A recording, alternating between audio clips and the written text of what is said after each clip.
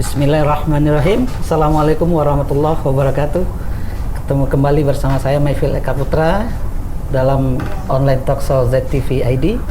Pada kali ini kita akan membahas tentang pijat bayi ditinjau dari sisi medis. Selama ini kalau bayi-bayi kita sakit, kita sering langsung kasih obat. Apakah itu perlu? Daripada kita menerka, lebih baik kita berbincang dengan narasumber kita yang sudah hadir di studio. Ada Bidan Ferry Febrianti dari RST. Iya, betul Pak. Assalamualaikum Mbak Reri. Waalaikumsalam. Ya, bersama Bidan Reri kita akan membahas tentang bagaimana pijat bayi dari sisi medis. Mbak Reri bisa jelasin apakah betul kita harus memberikan pijatan terhadap bayi, kan masih mungil ya? Ya. Apakah nggak menyakiti si bayi gitu? Baik, kalau dari sisi medis sebetulnya pijat bayi ini sangat bermanfaat untuk bayi. Karena apa? Karena dia bermanfaat bagi bayi itu untuk peredaran darahnya semakin lancar. Dia mencegah juga penyakit kembung. Untuk masalah pencernaan juga dia baik dan bisa merangsang motorik bayi tersebut. Tapi kita juga harus hati-hati karena namanya bayi kan ya, baru lahir, apalagi masih kecil. Kita juga perlu pijatan yang nggak terlalu kuat gitu. Maka lebih baik kalau pijat bayi itu dilakukan oleh tim medis. Tim medis. Itu dari kapan? Dari baru lahir atau Kalau untuk pijat bayi bisa langsung dari 0 hari sampai usia 2 tahun. Sebaiknya sih dilakukan seminggu sekali. Seminggu sekali. Tapi kalau untuk ada kan sekarang udah macam-macam ya, selain pijat bayi ada juga baby spa. Nah, kalau baby spa itu dia mulainya dari usia 3 bulan amannya untuk bayi. Tapi kalau untuk pijat bayi dari mulai masih baru lahir juga masih udah aman. Nah, kalau itu dilakukan oleh tim medis, orang tuanya bagaimana? Nanti kan tidak selalu berada di rumah sakit kan?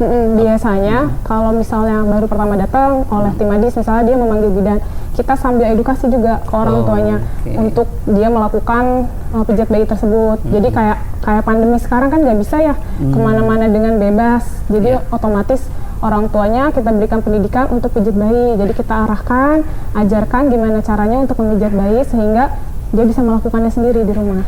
Gitu. Kalau pegangan orang tua kan pasti beda ya sama pegangan orang lain. Betul, dengan penuh kasih sayang ya, cinta.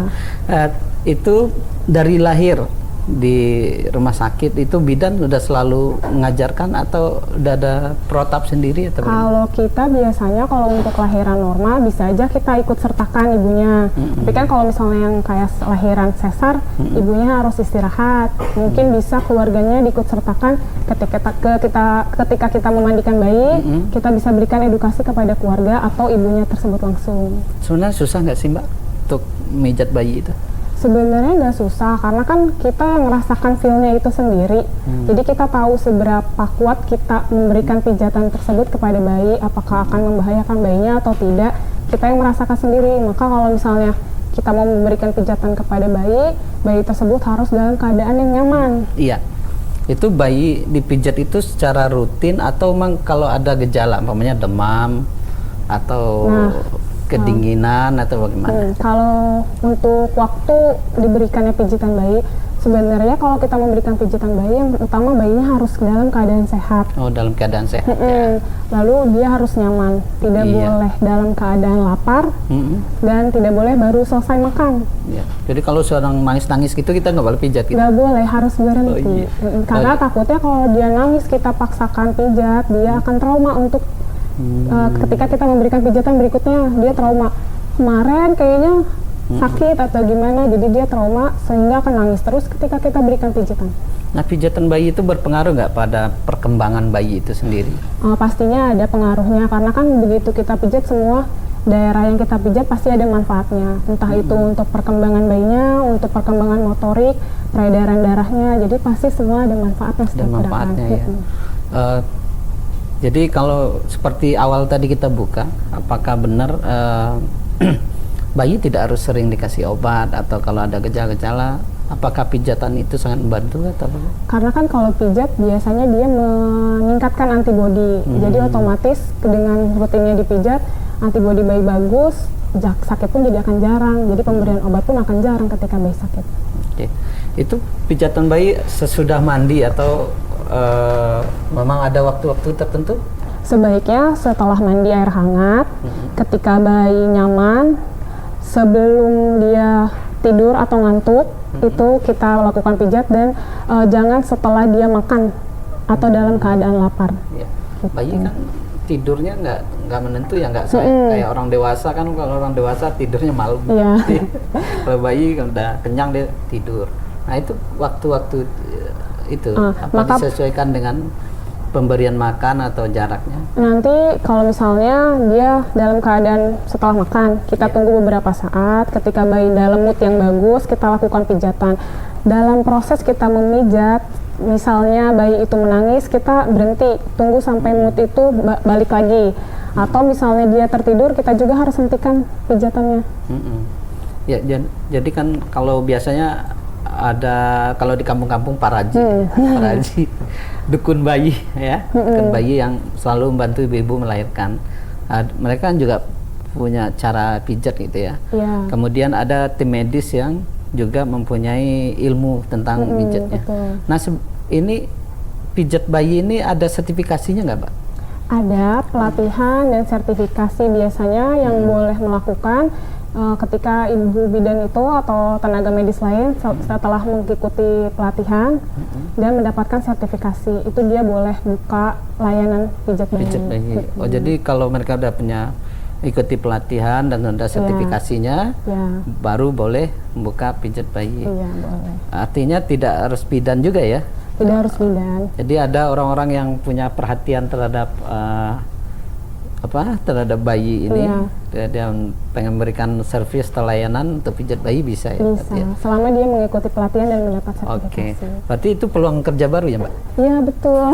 Karena sekarang kan udah mulai media sosial, udah mulai kenceng ya, jadi kayaknya orang tua muda yang baru seneng kalau misalnya ngepost bayinya dipijat, bayinya dengan baby spa, itu bisa jadi lahan untuk ini baru. Bu Bidan, apa yang perlu diperhatikan dan perlu dihindarkan dalam pijat bayi itu? Kalau yang perlu dihindarkan itu ketika bayi menangis, kita meneruskan pijatnya dan pijatan kita terlalu keras. Gitu.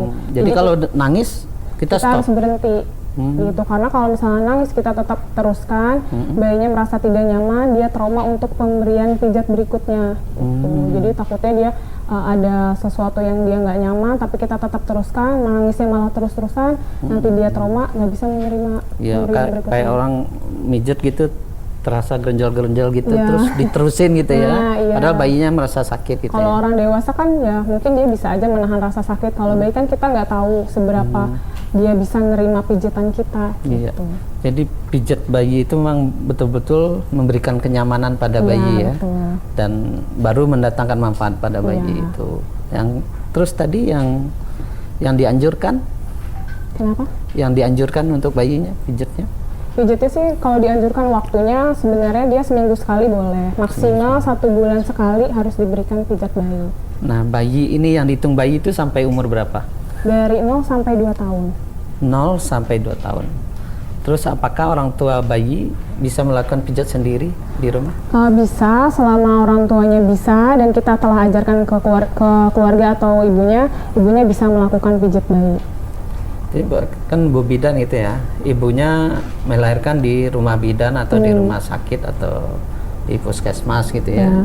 Itu selalu diajarkan atau tidak? Ada, kalau misalnya di tempat lahirannya ada bidan yang tersertifikasi, maka akan diajarkan. Tapi kalau misalnya tergantung dari tempat dia melahirkan, apa ada yang melakukan pelayanan pijat bayi atau tidak gitu. Jadi setiap bidan bisa pijat bayi atau tidak? Bisa sebenarnya, harusnya bisa, tapi ketika melakukan pelayanan seperti itu kan kita harus ada tetap sertifikasinya. Keterampilan khusus keterampilan itu ya? khusus, takutnya nanti bermasalah di kedepannya atau gimana kalau tidak ada istilahnya legalnya kan ya, nanti bermasalah ke depan. Iya, pemirsa, dalam segmen berikut pemirsa bisa bertanya ya, nanti kita akan dijawab oleh Bu Bidan apapun yang diperlukan untuk bayi-bayi di rumah. Nanti tolong sampaikan kepada kami melalui chatting online chatting kami. Nanti di segmen berikut kita akan praktek memijat bayi. Oleh sebab itu kita break dulu sebentar. dan tetap bersama kami.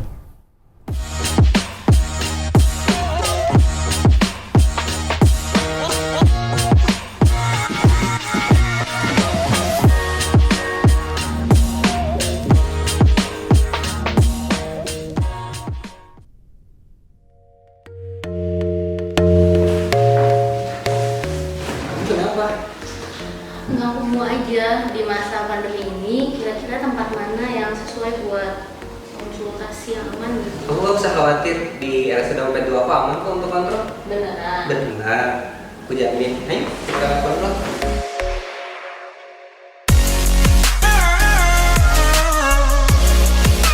Kamu kenapa? Ah, nggak apa-apa. Kamu takut? Sedikit sih. Gak usah takut, yang penting kita ngikutin protokol kesehatan yang ditetapkan di rumah sakit. Ini maskernya nanti kamu pakai ketika udah sampai di sana. Dan tetap jaga jarak ya.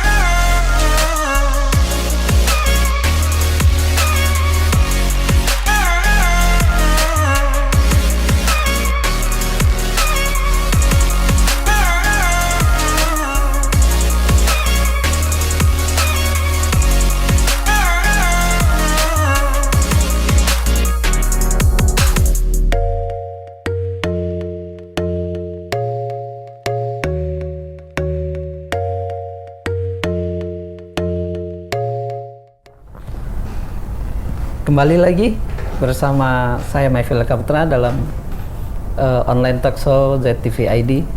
Sekarang kita membahas tentang pijat bayi dari sisi medis. Pada segmen ini kita akan lihat bagaimana praktek dalam memijat bayi. Bobi dan Reri akan mempraktekkan pada kita. Bagi pemirsa yang ada di rumah, silakan diamatin sebaik mungkin. Kalau kita punya bayi, insya Allah kita bisa terapkan. Silakan Bu Bidan. Baik. Untuk pemijatan bayi ini, kita harus memperhatikan mood bayi dulu. Jangan sampai kita melakukan pijat bayi dalam keadaan bayi mengantuk, dalam keadaan bayi baru selesai makan, atau bayi dalam keadaan menangis. Jadi kita harus tunggu bayi dalam keadaan mood yang baik, lalu kita baru bisa melakukan pijatan. Biasanya dalam pijat bayi ini kita menggunakan bisa baby oil atau minyak telon untuk bagian dada, punggung, tangan, dan kaki kecuali bagian muka. Nah, awal dimulai jangan lupa ibunya untuk selalu cuci tangan sebelum melakukan tindakan. Lalu kita mulai dari bagian kepala. Biar terlihat saya arahkan ke bagian sana ya. Diawali dari bagian dahi, dilakukan 6 kali dengan hitungan 8.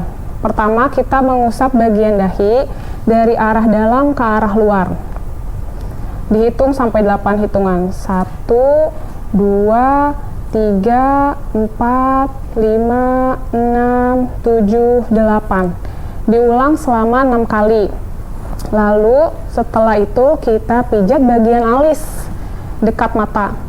Dari arah dalam ke arah luar sama 8 hitungan dilakukan 6 kali. Dihitung 1, 2, 3, 4, 5, 6, 7, 8. Setelah bagian dahi, alis, kemudian kita di bawah mata. Sama dari dalam ke arah luar, dihitung 8 hitungan, dilakukan selama 6 kali. 1, 2, 3, 4, 5, 6, 7, 8. Setelah bagian sini, kita ke bagian atas bibir dan bawah dagu. Sama dari dalam ke arah luar, ke arah pipi, naik ke atas. Hitungan 8 dilakukan 6 kali. 1, 2, 3, 4, 5, 6, 7, 8. Lalu bawah dagu sini sama 8 hitungan 6 kali dilakukannya. Ke arah atas juga pipi. 1, 2, 3, 4, 5, 6, 7, 8. Ya, itu di bagian kepala ya? Iya, di bagian bagian kepala wajah. tadi kan berarti kita nggak pakai baby oil atau minyak kayu putih gitu? Iya. Itu pakai apa? Nggak usah pakai apa-apa, Oh. karena kalau pakai baby oil takutnya dia ada iritasi di bagian muka, apalagi kalau pakai minyak telon kan dia hangat. Takutnya ada iritasi Jadi juga. tanpa memakai tanpa bantuan yang lain, minyak. cuma pakai tangan aja. Pakai tangan Dan biasa posisi aja. tadi bayi Harusnya harus menghadap ke kita. Iya, karena tadi praktek Jadi susah supaya menghadap dilihatin ke ke depan. pemirsa ya. Iya. Oke, kita lanjut kan. Lanjutnya kita ke bagian dada dan perut. Dada dan perut ya. Awalnya kita mengusap bagian dada, arah seperti kupu-kupu dari dalam sini ke arah luar sana, dihitung 8 hitungan, dilakukan selama 6 kali. 1, 2, 3, 4, 5, 6, 7, 8. Setelah itu 6 kali selesai, kita bagian istilahnya menyilang. Dari bagian sini bawah dada ke arah dada atas. Sama 8 hitungan dilakukan sebanyak 6 kali. 1, 2, 3, 4, 5, 6, 7, 8. Lalu sebelahnya sama 8 hitungan dilakukan 6 kali. 1, 2, 3, 4, 5, 6, 7, 8. Setelah bagian dada, kita lakukan pijatan di bagian perut. Yang pertama, pijatan melingkar di perut. Ke arah boleh dari kiri ke kanan atau kanan ke kiri, tapi dilakukan melingkar. 1, 2, 3, 4, 5, 6, 7, 8.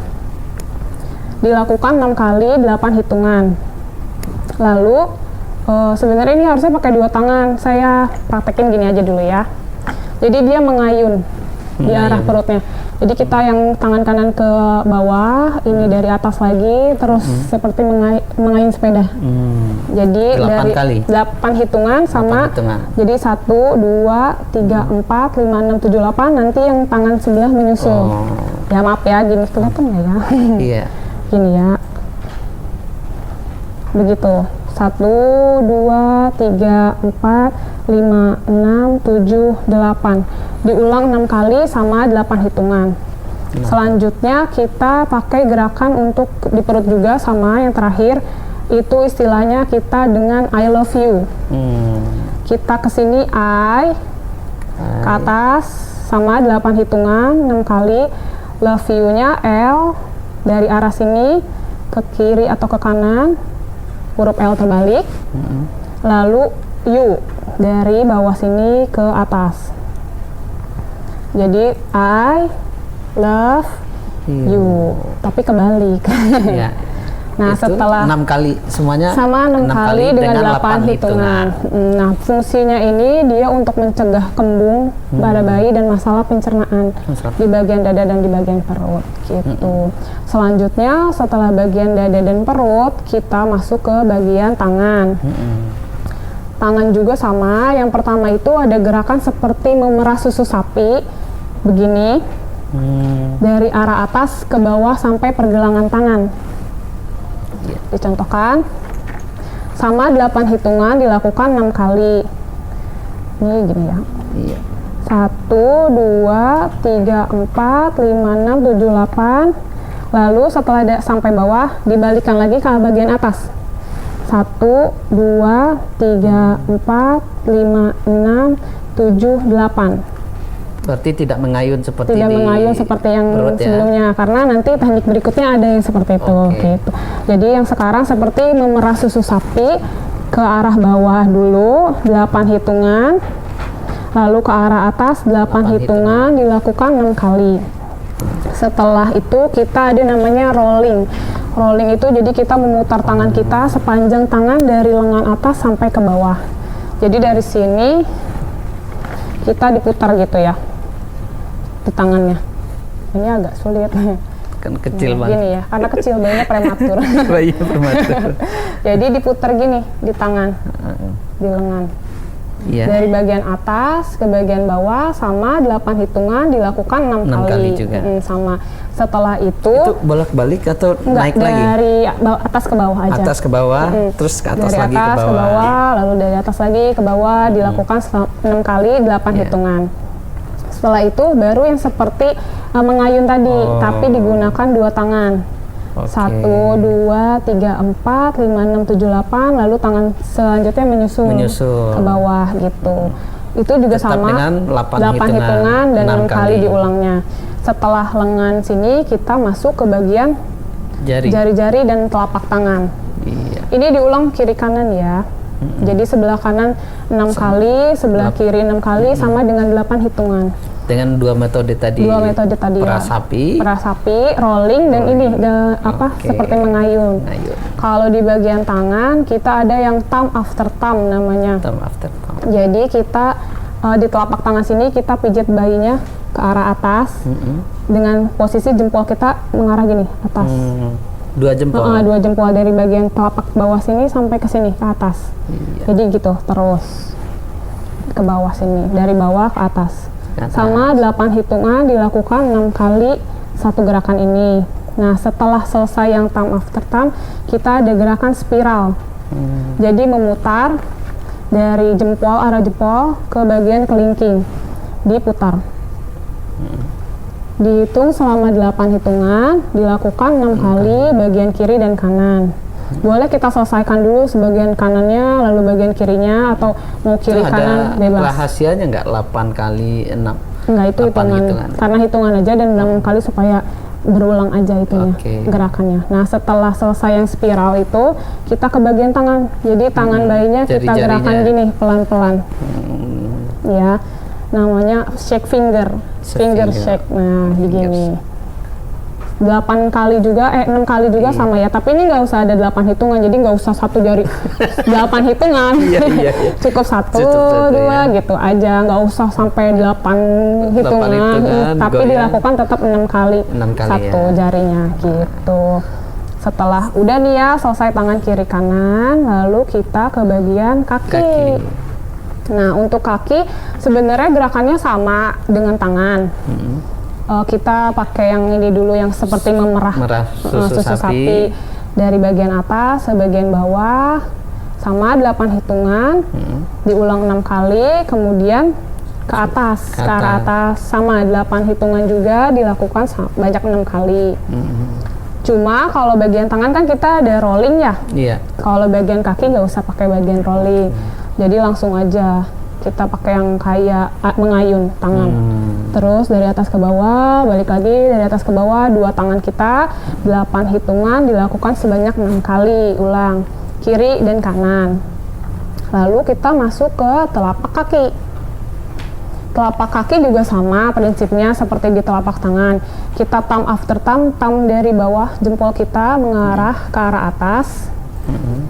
Sebanyak 8 hitungan juga. 1, bayinya terguling. 1, 2, 3, 4, 5, 6, 7, 8. Diulang 6 kali. Lalu setelah itu gerakan yang spiral. Jempol kita tuh seperti membentuk spiral ya, bulat terus sampai ke bawah. 8 hitungan dilakukan sebanyak 6 kali juga.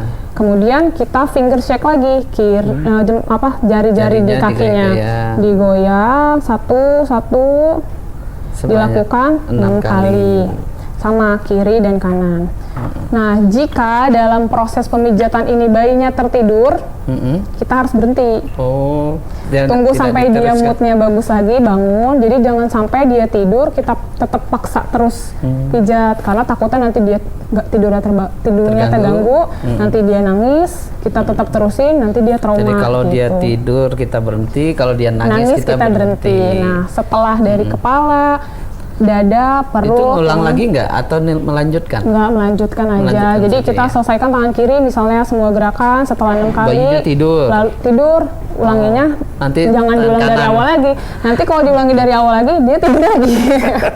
Jadi kita lanjutkan yang belum Yang kita belum pijat aja. diselesaikan. Nah, setelah selesai dari bagian kepala, dada, perut, tangan, dan kaki, kita ke bagian punggung. Bagian punggung. Iya. Hati-hati ya baliknya. Bayinya bolong. Iya, contoh. Ini boleh kita hadapkan seperti ini ya. Iya. Nanti tangan kita di atas punggungnya dipijat begini. Oke. Jadi naik turun dari atas ke bawah sama 8 hitungan, 6 kali diulangnya. 1, 2, 3, 4, 5, 6, 7, 8 sampai arah pinggang sini. Jangan sampai kena tulang ekornya. Oh. Jadi sampai pinggang. Arah pinggang aja. Nah, setelah miring gini, sebenarnya boleh kita lakukan sambil miring juga atau senyaman ibunya. Iya. Boleh juga kita balikan menghadap ke arah kita. Itu sama kayak yang mengayun gitu. Berarti kan Dari atas. kepalanya harus Miringkan, diganjel. dimiringkan dimiringkan aja, nggak apa-apa. Takutnya kalau gini nanti dia nggak bisa nafas. Jadi dimiringin aja kepalanya. Senyaman bayinya. Iya deh, miring. Ya, menghadap ke sana. Iya. Jadi abis itu kita mengayun. Ayun. Sama 8 hitungan. 1, 2, 3, 4, 5, 6, 7, 8. Sama setelah itu selesai bayinya dipijat. Oh, gitu. selesai. Kalau untuk pijat bayi, Jadi kaki belakang tidak. enggak, kaki Enggak. belakang enggak. Kan tadi udah Udah gerakannya dari dalam. seperti Oh, ini. ya. Jadi kaki Udah semuanya belakangnya pun dapat kena. ya. Kalau untuk pijat bayi, seabis nih punggung, nanti kita ada bagian rileksnya. Jadi bagian rileksnya itu si kaki ini, tangan pertamanya disilangkan. Jadi diarahkan gini. Oh. Ya, Silang untuk gitu rileksnya. Jadi disilangkan ini. Ditukar-tukar ya. Kanan, Selama 8 kiri. hitungan juga. Oh, 8 1, hitungan. 2, 3, 4, 5, 6, 7, 8. Nah, setelah itu bagian kaki diangkat ke arah perut. Oh. Ya, seperti menekuk. Iya. Ya, 1, 2, 3, 4, Itu kedua 5, kakinya ya. Kedua kaki. Sekaligus Oh, ya? ini susah. Jadi sebelah dulu aja. Sampai 8. 8 Setelah kali. itu ini kaki kanan dengan tangan kiri disilangkan. Jadi Kaki ketemu kanan, gini. Oke. Nah, jadi si kaki ini ketemu dengkul, tangan ini ketemu dengkul. Nah, jadi begitu. Seperti kita kalau stretching olahraga. Iya, Nah, iya. sama 8 hitungan per sebelahnya ya, 8 hitungan selama 6 kali di 6 kali ulangnya. juga.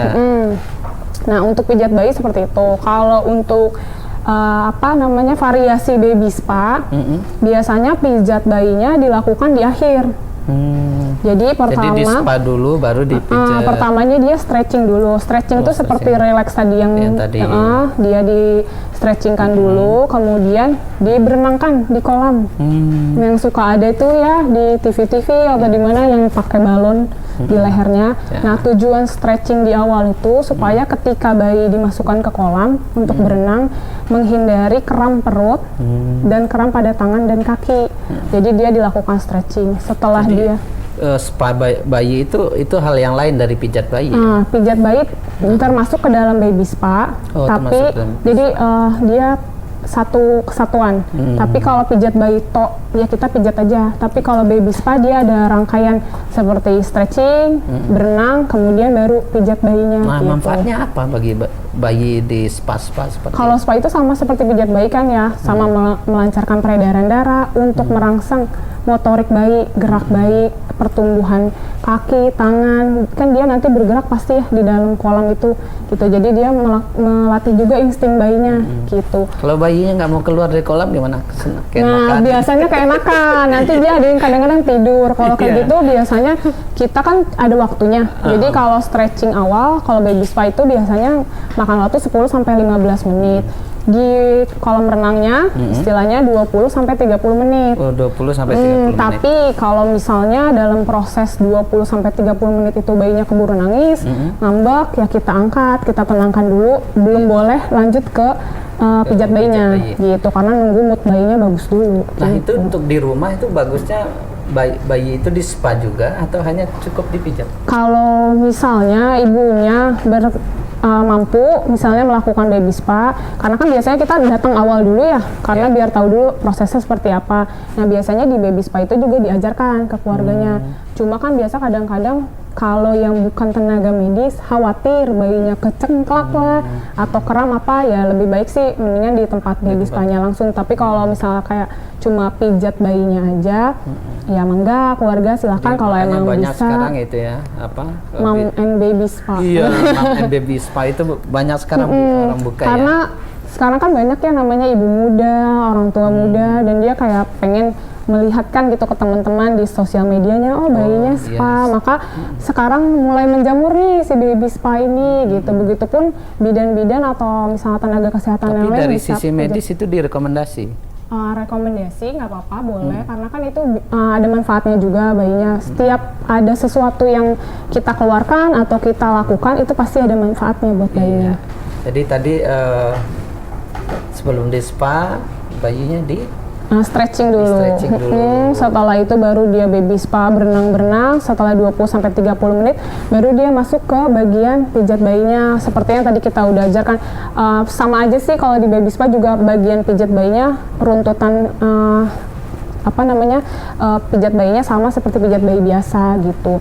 Kalau di rumah sakit Dompet Duafa di RST itu ada nggak layanan baby spa juga? Kalau baby spa belum ada kalau di rumah sakit, tapi biasanya kalau pijat bayi kita ada di bagian bayi perina, biasanya yang bayi prematur. Dari bagian fisioterapi ada yang melakukan pijat bayi untuk merangsang motorik bayi. Misalnya kayak kalau bayi prematur kan dia refleks hisapnya kurang baik ya. Jadi dilakukan oleh bagian fisioterapi pijat bayi untuk melatih motorik menyusui bayinya gitu. Iya. Jadi luar biasa ya. Jadi ada di rumah sebenarnya ibu-ibu bisa ya buka Sebenarnya bikin bisa. spa buat bayinya ya? Bisa. Ya? Yang penting dia harus pelajari. Iya, asal kalau misal pokoknya kita harus memperhatikan mood bayi selama proses pijat bayi, jangan sampai kita paksa. Kadang-kadang kan ada kalau misalnya yang dilakukan bukan oleh tenaga kesehatan, misalnya kayak Pak Raji, dia walaupun nangis tetap dihajar dipaksa. terus. Nah, Dihajar. kalau mungkin kan kadang-kadang namanya di Indonesia masih kenal mitos dan tradisi-tradisi. Kadang orang tua muda takut menolak orang tuanya, udah pijit aja sama Pak Raji misalnya gitu ya. Paling ketika Pak Rajinya memijit dan kelihatan bayinya udah mulai nggak nyaman sama pijatan Pak Rajinya, kita ya cari cara bicara yang sama Pak Rajinya untuk kayak, Bu bisa nggak berhenti dulu, saya susui dulu Jadi atau gimana. orang tua harus punya filter ya. Filter, kapan dia- bayinya harus diberhentikan untuk pijat bayi ketika dia mengamuk gitu. Kadang-kadang kan kita kalau udah tradisi ya bayi harus dipijat sama Pak Raji, tapi kan Pak Raji juga ngebalikinnya kadang-kadang kita nggak tahu ya, kadang-kadang dia main balik aja, main pijit aja, kita nggak tahu tuh seberapa tekanan pijat bayi dari Pak Raji tersebut ke bayi.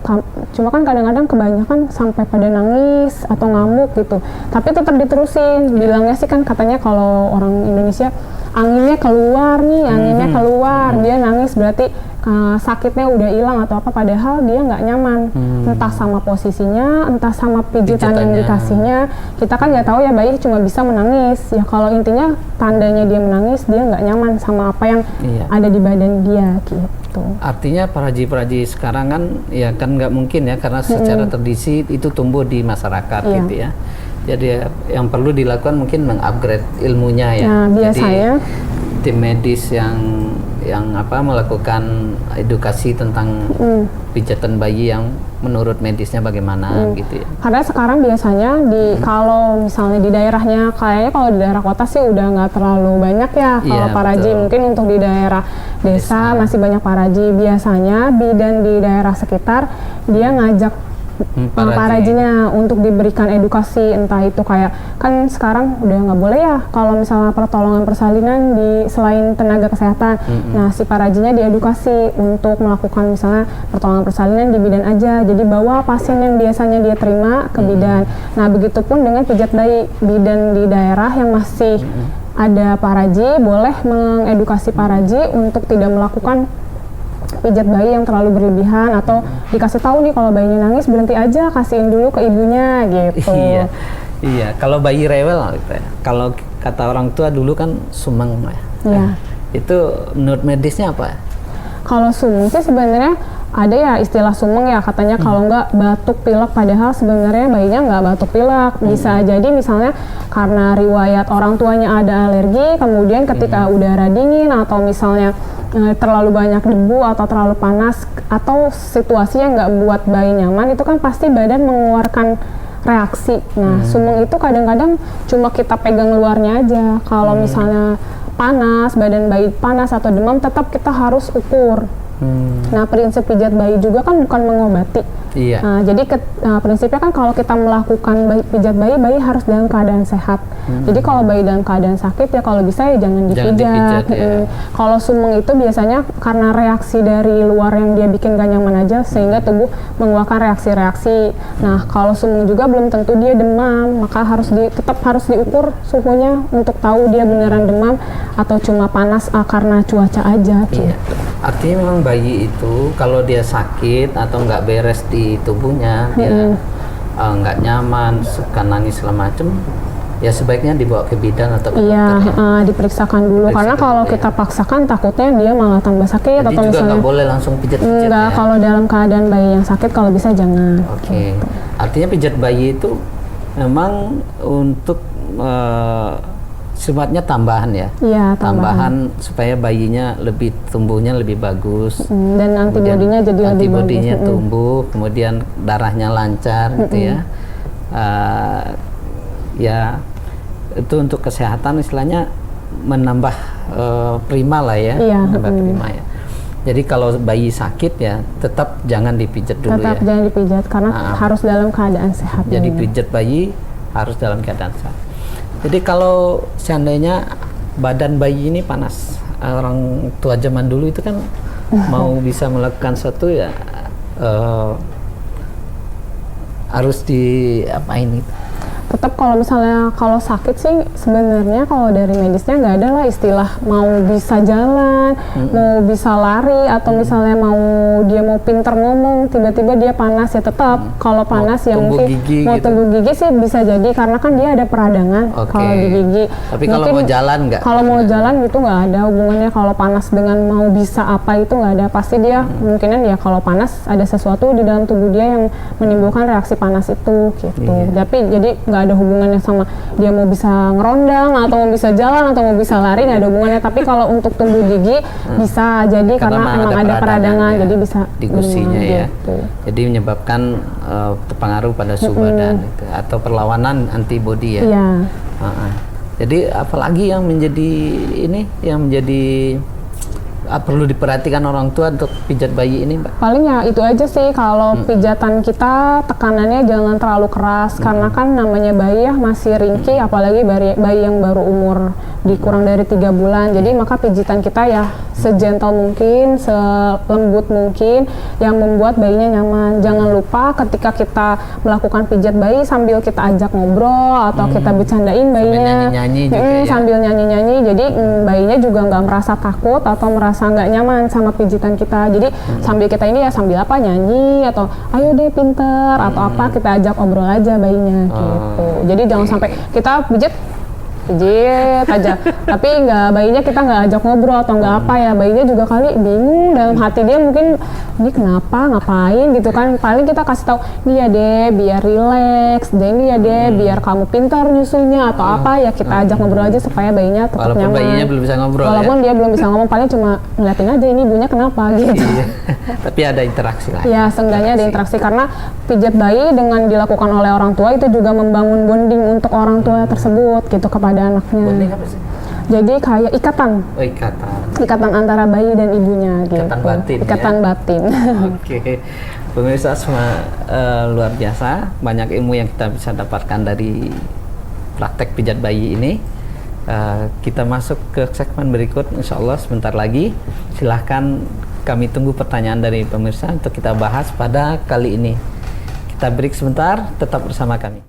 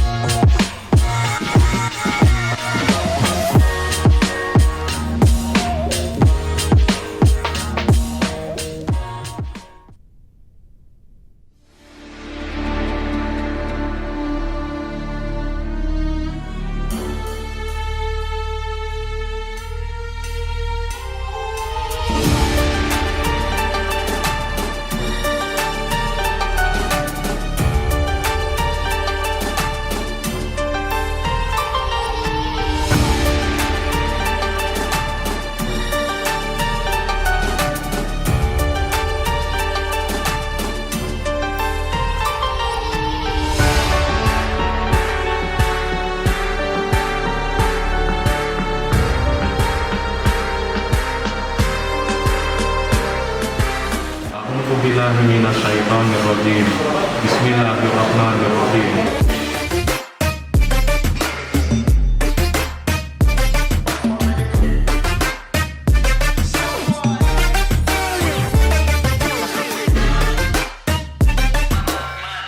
Saya berdoa meminta kepada Allah, Rob pemilik ars yang agung.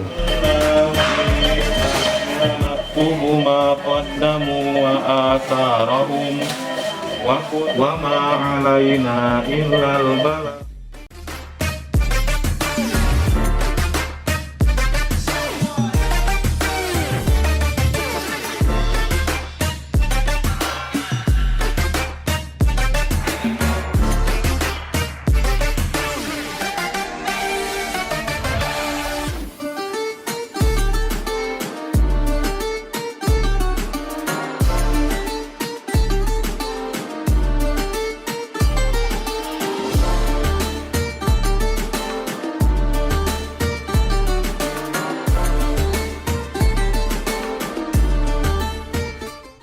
Yap, kembali lagi bersama kami online talkshow ZTV ID dalam tema pijat bayi ditinjau dari sisi medis bersama Bidan Reri Febrianti dari RSE Dompet Duafa.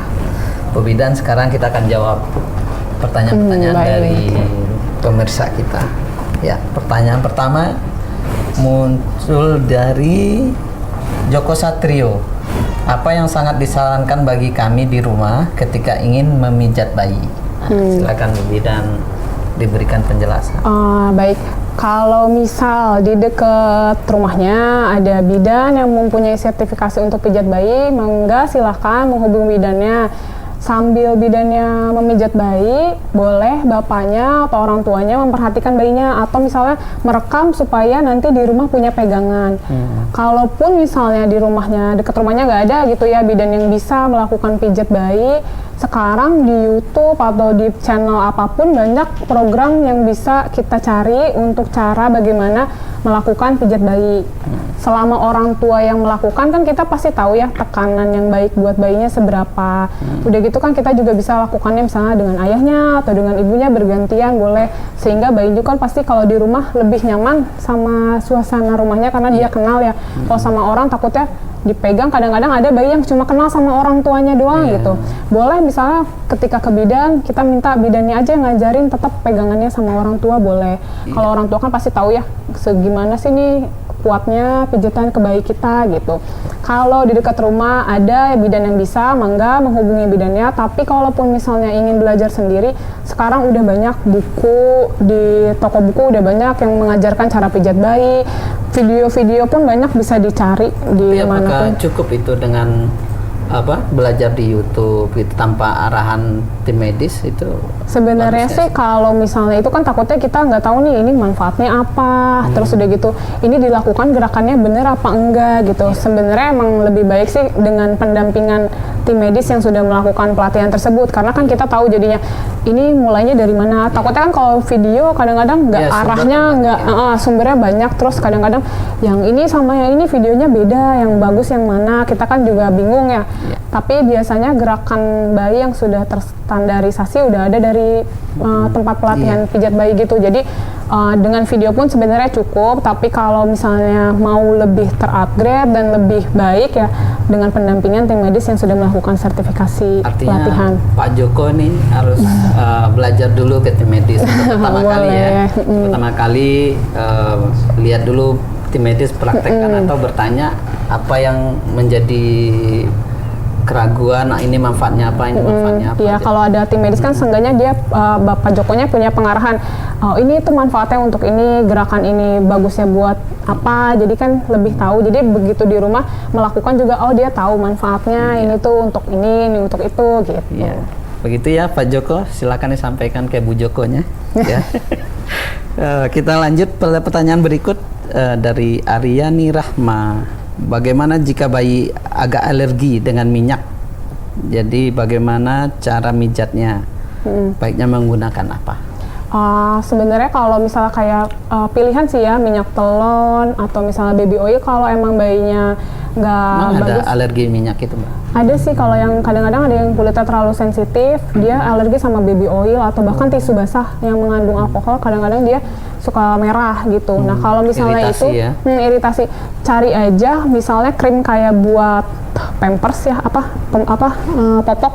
Biasanya kan ada krim-krim buat popok tuh ya, bisa pakai itu juga nggak apa-apa. Atau misalnya dia nggak alergi sama telon yang bentuknya krim, kan ada ya telon yang cair, ada telon yang bentuknya krim, bisa pakai itu juga nggak masalah. Jadi sesuaikan dengan keadaan bayi aja. Kalau emang dia alergi dengan minyak telon atau misalnya dengan baby oil, boleh diganti pakai misalnya krim bayi yang bisa buat popok, bisa juga pakai itu selama bayinya nyaman aja gitu. Artinya memang harus diperhatikan ya ketika mijat bayi itu, ini cocok nggak minyaknya gitu. Kadang-kadang kan ada kalau itu pakai minyak keletik atau apa gitu kan kita nggak tahu ya pembuatan proses pabriknya seperti apa, takutnya dia mengalami iritasi kalau pakai itu. Jadi makanya kalau itu boleh dites dulu.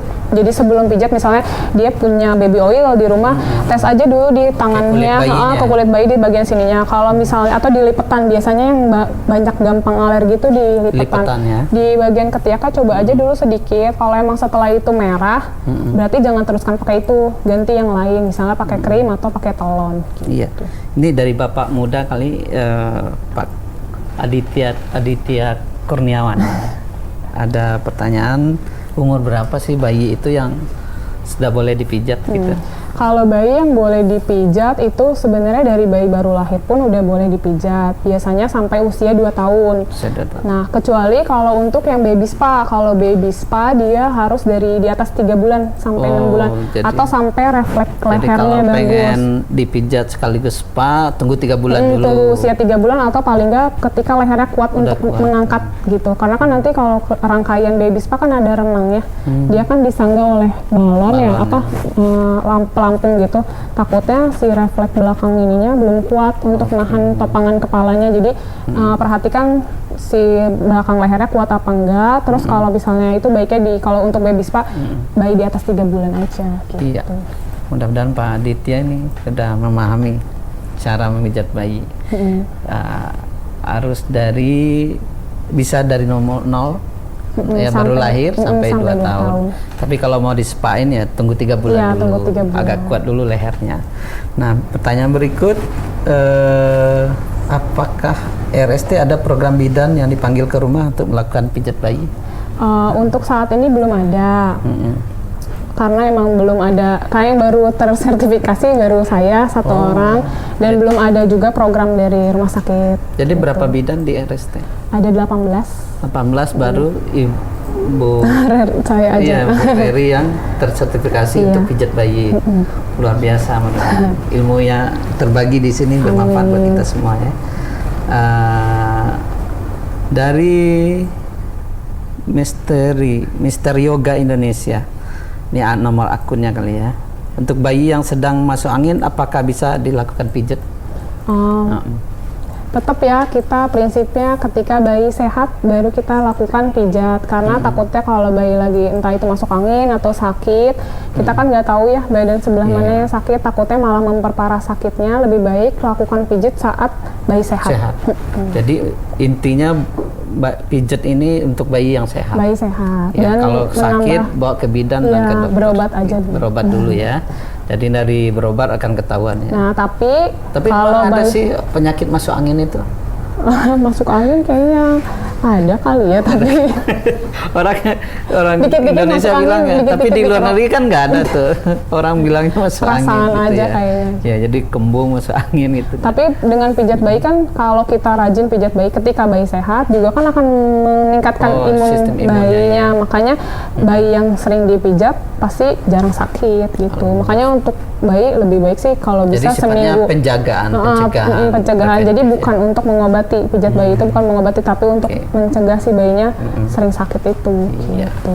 Ya, mudah-mudahan ini Bapak apa tadi itu yang Mister. iya, Mister Yoga ya. Mister Yoga udah puas.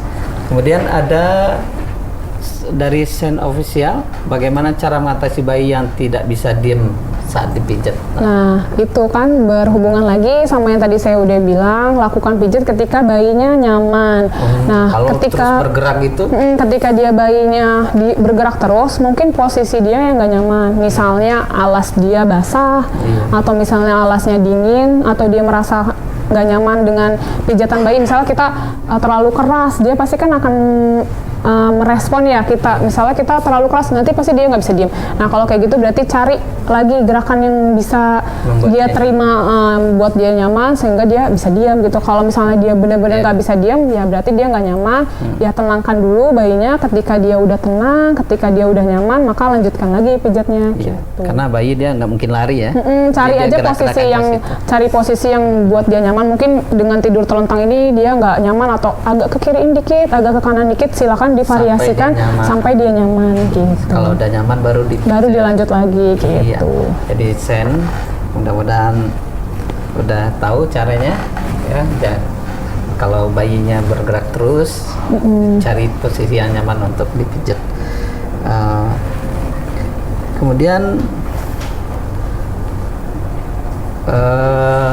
mungkin waktu kita yang terbatas. Kita pengen cerita lebih banyak lagi tentang pijat bayi ini, karena waktu sebentar lagi udah mau Jumat. Pemirsa, mudah-mudahan kita puas dan banyak mendapatkan inspirasi dari perbincangan kita hari ini bersama Bidan Reri. Dan kami akhiri sampai di sini acara kita. Dan tetap jaga kesehatan, jaga jarak, jangan lupa pakai masker. Dari saya, Assalamualaikum warahmatullahi wabarakatuh.